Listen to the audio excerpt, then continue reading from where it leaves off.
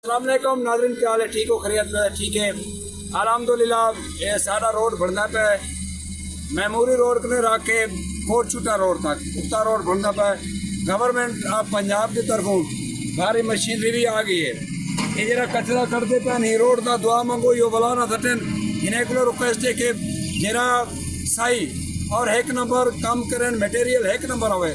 जहाँ तक मेरे को शक लगते कि जरा मटेरियल कटते पे भला यो पैसे यो हाल सारे नाल 70 साल ने तीना पे यो भला ना थी वक्त दे अंदे कुमराने के अपील है ये जरा कचरा रोड वाला करते पैन इको भावे जिन्हें जायो करें जो करें यो भला ही रोड ना पवन।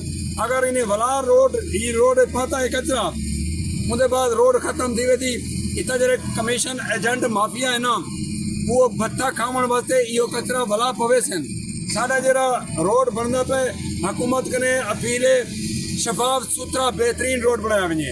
पैसे तो हुकूमत फंड दे दी कमीशन एजेंट नजरे वो माफिया इन्हें को नहीं छुड़ेगा। ठेकेदार कने गुजारिश है रोड सारा एक नंबर बनाया वञे वरना रोड त्रुट वे थी रोड बनाने का फायदा कहने। शुक्रिया, थैंक यू।